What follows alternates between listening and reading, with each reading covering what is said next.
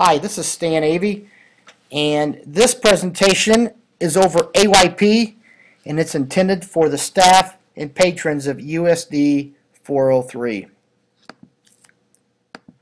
What is AYP? AYP, or Adequate Yearly Progress, is the process for making judgment as to whether or not all public elementary and secondary schools, districts, and states are reaching the annual targets, to ensure that all students are reaching the state's definition of proficiency by 2013-2014. This cartoon here, something I found, it says, my teacher said that I haven't met AYP. I'm not sure who he is, but my workload has really increased since he came to our class. What all is included in AYP? It includes the state reading and math assessment results, the state assessment participation results, or the rates, and attendance and graduation rates. Attendance rates apply to the elementary and middle schools, while the graduation rates apply to the secondary schools. How does a school, district, or state make AYP? All students in all appropriate desegregated groups must meet or exceed the annual target in a content area.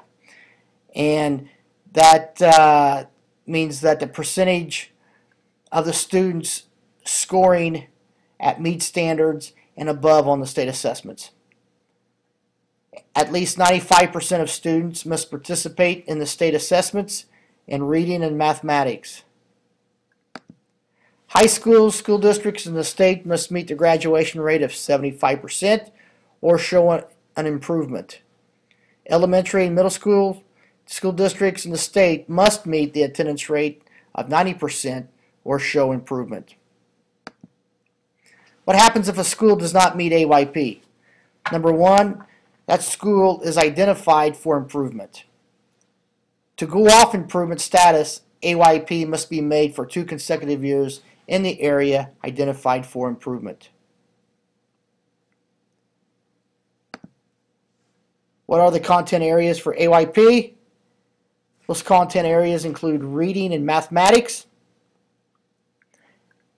A school, district, or state will be identified for improvement if it does not meet AYP in the same content area. If a school misses AYP in reading one year and mathematics the next year, this school would not be identified for improvement, since again, it has to be in the same content area. What about attendance and graduation rates? If a district misses the attendance rate one year and the graduation rate another year, the district will not be identified for improvement. So the same goes with the attendance rates and the graduation rates.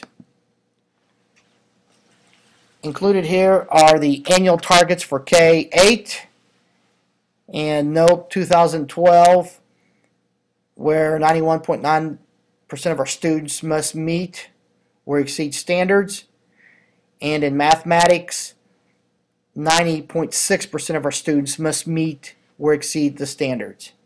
And there is for 2013, and then of course 2014, where it's 100%. Annual targets for 912, and 2012, this coming school year, 92.5% of our students must meet or exceed standards, and in mathematics 87.7% of our students must meet or exceed standards. Since 7th and 8th graders are included at the high school, they will be included in the annual targets for 912.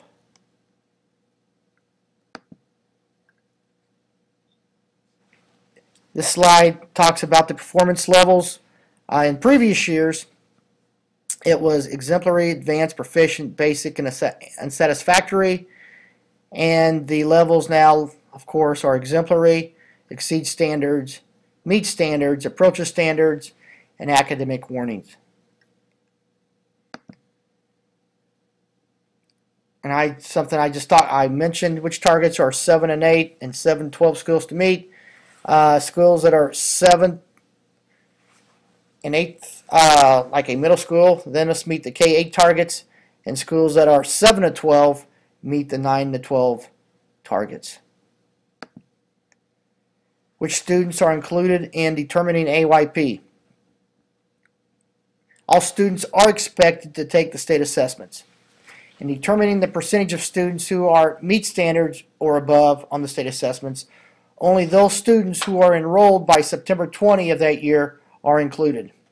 If a student enrolls after September 20, obviously they will still take the test, but they will not be part of the AYP.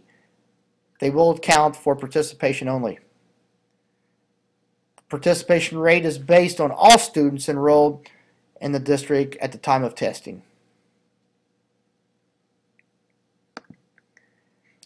What are the desegregated groups?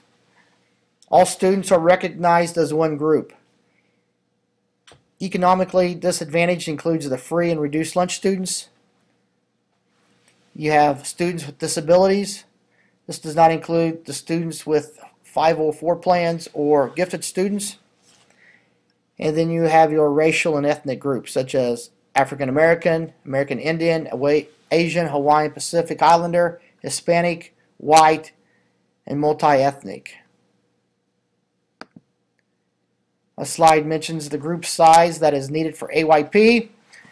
The minimum group size for any desegregated group to be included in determining AYP is 30. In the past, Kansas was able to use the size of 40 for students with disabilities, but not anymore.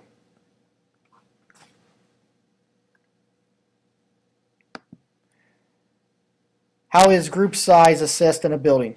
The group size is based on the grade configuration of the school. It is calculated across grade levels by content areas in a school. Example, 3 through 8th grade numbers for math in a K-8 school. If a school has fewer than 30 students in any disaggregated group, AYP will not be determined for that group. And that is where Otis Bison is at this time. How do small schools that do not have 30 students make AYP? Data from the previous year will be added to the current year's data. If the number continues to be less than 30, an additional year's data is added, and data will only be combined to determining the size of the all students category and not the other categories that was mentioned. Finally, these last two slides talk about Otis Bison Elementary and Otis Bison High School and how did we do. 2011 school year, we met, or the building was 78.7, while the state expectation was 87.8. Although we didn't reach the standards in this particular case, the bottom part says all our reading was below the state. Otis Bison Elementary Schools met AYP due to a hypothesis test at a 99% level of confidence being applied, and that's something they do at the state level. Math, the building was 86.9, and the state expectations was 86.7. Participation, we had 100% of our kids participate, while the expectations was 95, and our attendance was 94.4, while the attendance expectation was 90. How the Otis Bison High School students did, or do rather, as you can see, building was 90% of the students scored meet or above. The reading expectation was 86. On math, 84.6 of our students met or achieved standards or exceeded standards. Expectations was 82.3. And then 100% of our students participated, with 95% being the state expectations. And graduation rate, we had 92.3 of our students graduated, while the state expectations was 75. This concludes the presentation for AYP.